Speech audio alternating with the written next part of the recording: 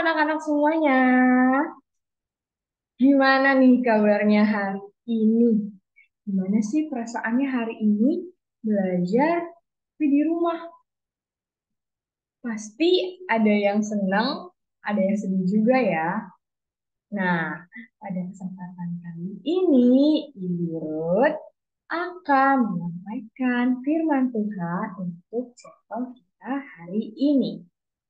Nah, anak-anak jangan lupa duduk yang rapi, buka telinganya untuk mendengarkan firman Tuhan pada pagi hari ini.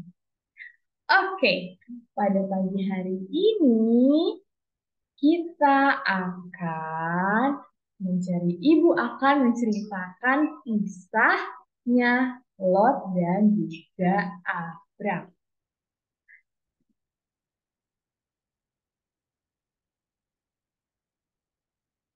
Oke, jadi kisah ini diambil dari Kejadian 13 1 sampai 13. Nah, pada waktu itu dikisahkan,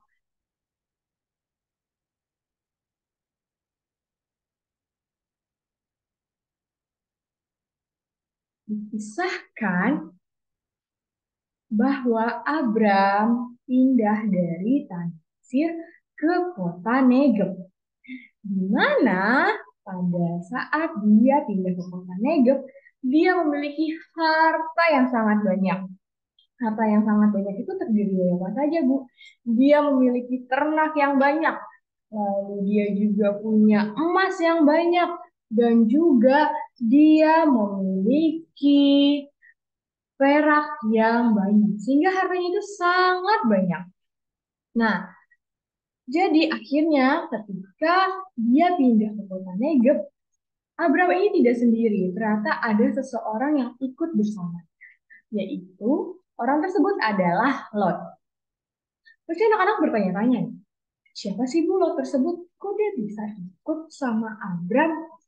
Nah, Lot tersebut ia adalah keponakannya Abram. Jadi dia ikut bersama Abram di kota Negeb. Nah, Lot ini ternyata juga punya harta yang banyak nih anak-anak. Dia juga punya domba, punya lembu, punya kemah-kemah yang sangat banyak. Jadi, ketika disatukan dengan Abram, harta mereka tuh banyak. Ternak-ternak mereka tuh sangat banyak sampai memenuhi tanah tersebut gitu. Nah, karena memiliki ternak yang sangat banyak, harta yang sangat banyak, Abram dan Negeb ini tidak merawat uh, ternak-ternaknya secara sendiri, tapi mereka juga dibantu oleh para gembala dan para gembala yang bekerja bersama mereka.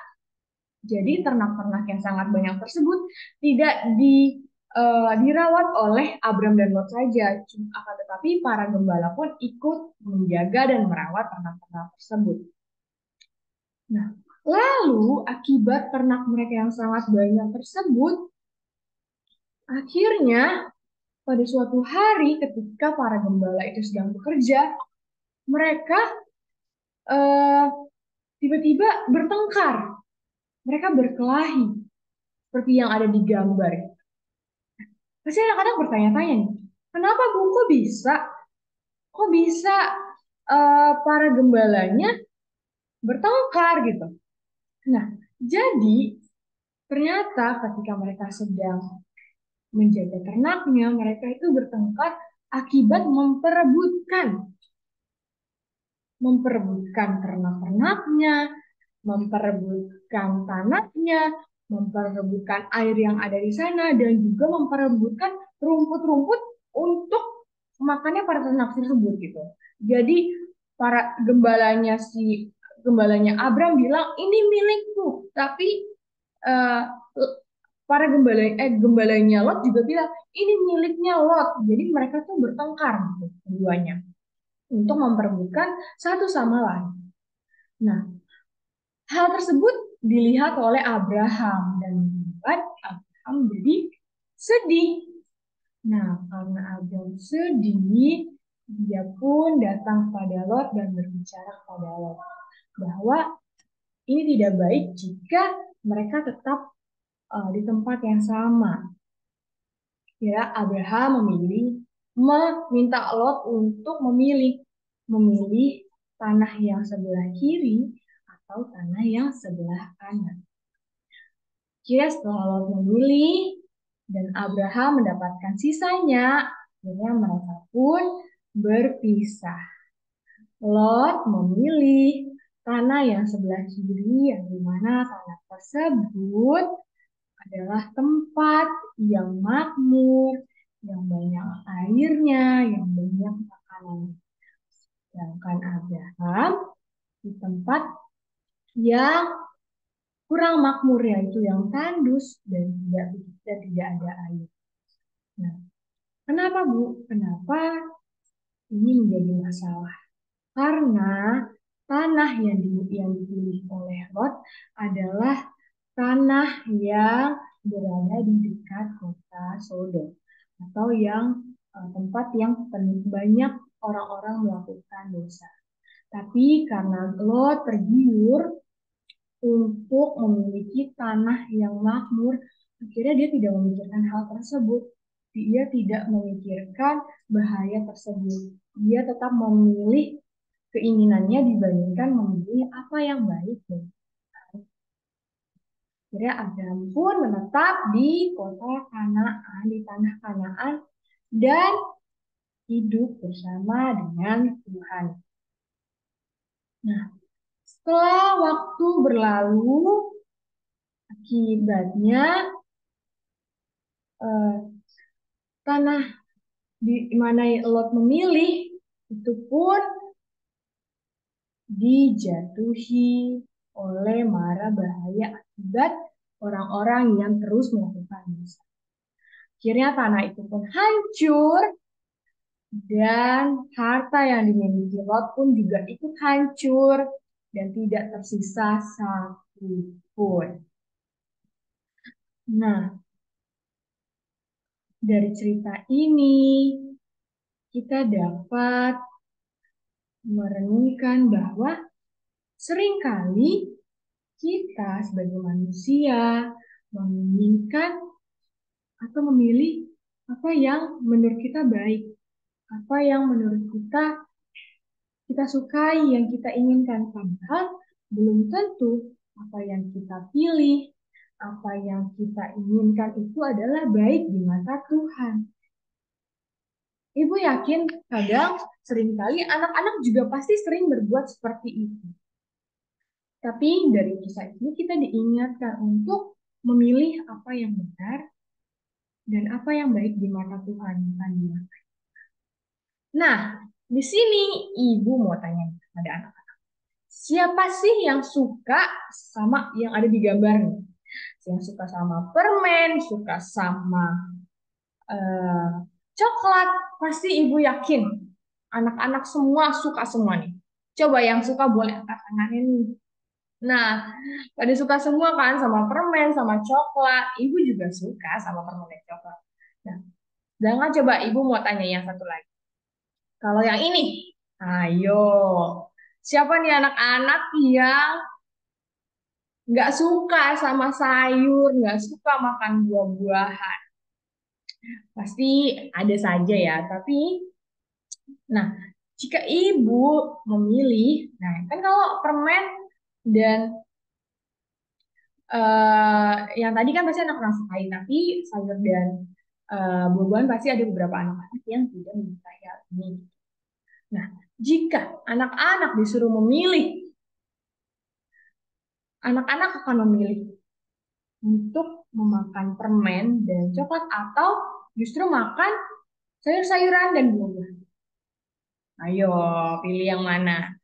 Pasti ibu yakin anak-anak ada yang memilih permen dan juga pasti ada juga yang memilih sayur. Cuman pasti anak-anak akan jauh lebih suka untuk makan permen dan juga coklat.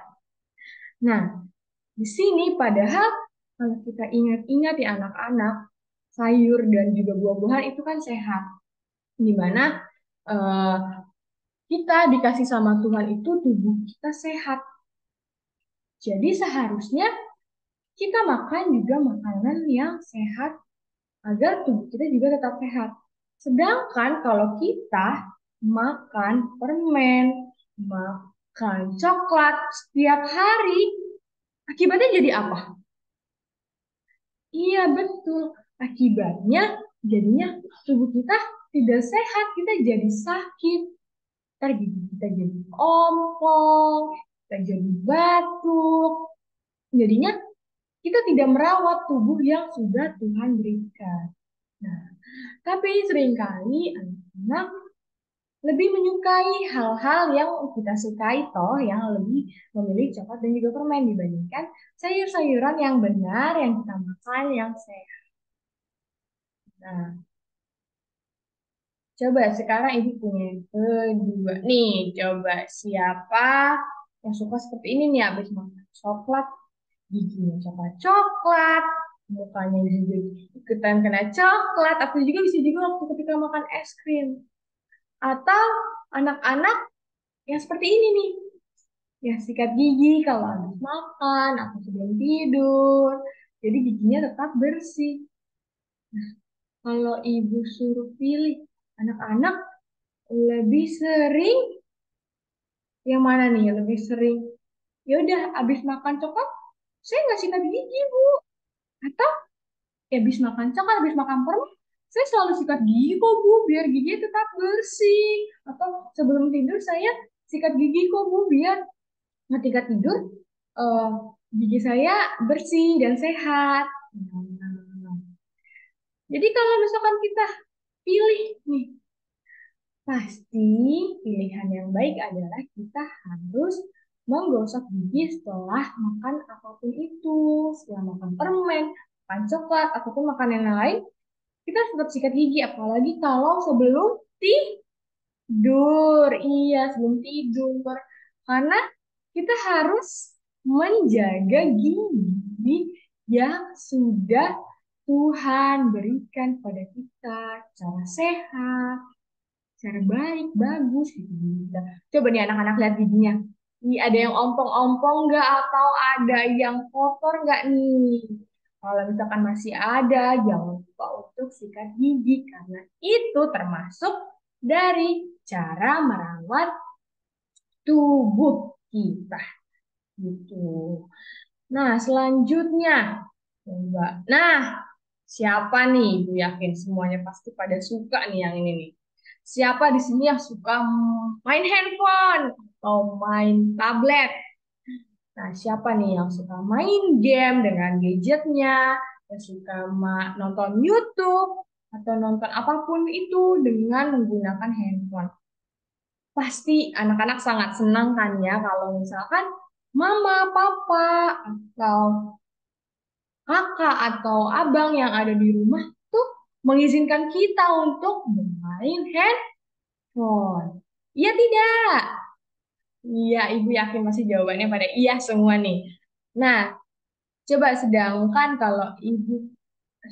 kalau misalkan mama papanya suruh anak-anak tidur, pasti kadang anak-anak ada saja kan yang kayak, gak mau ma, pak, aku main handphone dulu sebentar ya. Pasti ada yang kayak gitu kan. Nah, anak-anak pasti kalau disuruh memilih akan lebih memilih untuk bermain handphone. Nah, ya kan anak-anak, padahal justru orang tua meminta kita untuk tidur itu demi kesehatan tubuh kita, bukan untuk kesehatan orang lain. Ya kan, apalagi nih kalau ada yang main handphonenya sampai tengah malam, sampai tidurnya lewat dari jam 10. Jadinya ketika datang ke sekolah masih ngantuk. Terus nanti belajarnya jadi tidak semangat gitu. Waktu gurunya sedang menjelaskan jadi ngantuk-ngantuk. Itu baik tidak ya? Itu not good kan? Nah, jadi anak-anak ketika disuruh orang tua diberitahu mana yang baik, yang benar, anak-anak harus lebih mendengarkan akan lebih taat pada orang tua dan memilih apa yang baik, bukan apa yang kita inginkan. Oke, nah ini juga nih. Ini kan ada nih, Ibu ingat, ada di suka kita sebutkan di janji murid apa? Janji murid jika pulang sekolah tidak main di jalanan. Nah, dari contoh ini coba siapa yang masih suka nih atau misalkan orang tuanya ingetin, nah jangan main di jalan ya itu berbahaya atau justru malah tetap memilih untuk bermain di jalanan.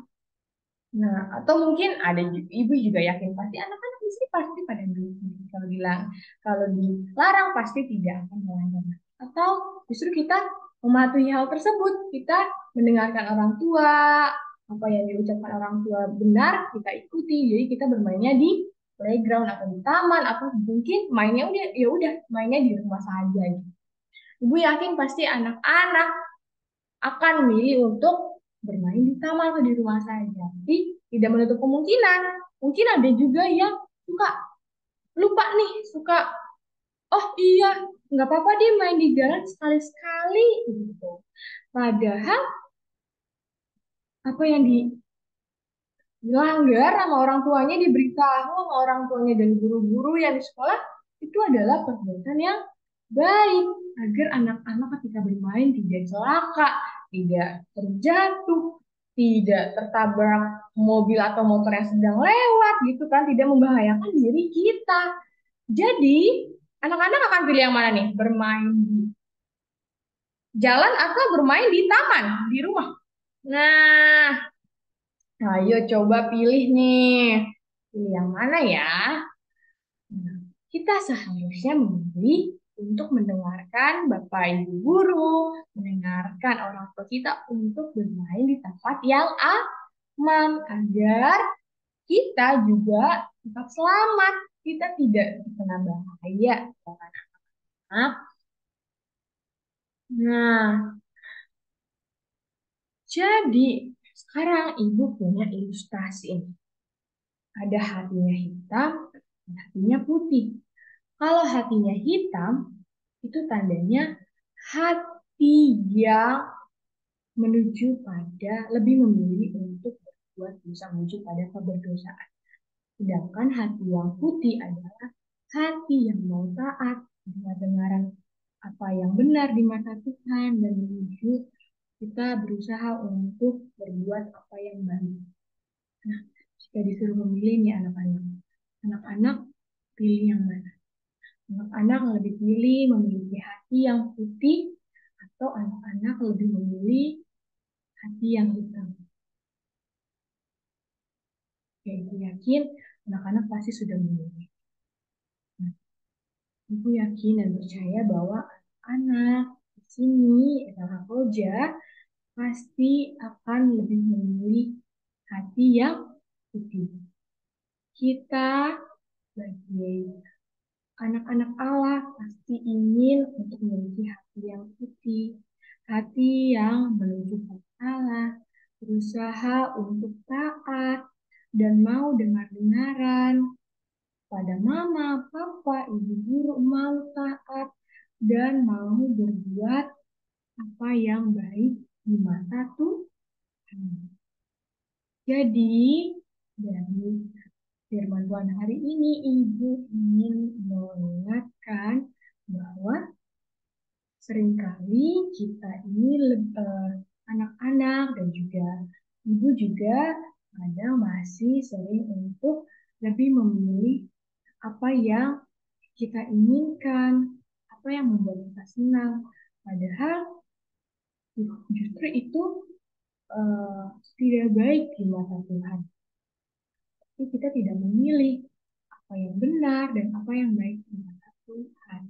Padahal ketika kita memilih apa yang baik dan apa yang benar bagi kita, itu justru terkadang membuat Tuhan se membuat Tuhan sedih.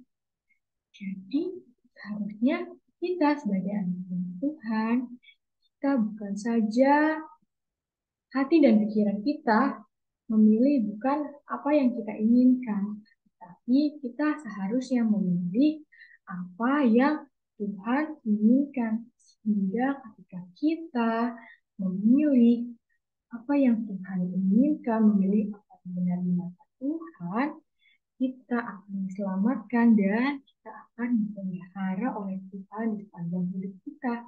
Seperti kisahnya Lot dan Abraham tadi, yang mana ketika Lot lebih memilih apa yang diinginkannya, seluruh hartanya pun hilang lenyap, tidak ada yang diselamatkan. Sedangkan Abraham, dia diselamatkan oleh Tuhan, dia dipelihara oleh Tuhan hingga tanah yang tadinya tidak subur menjadi subur, dan hidupnya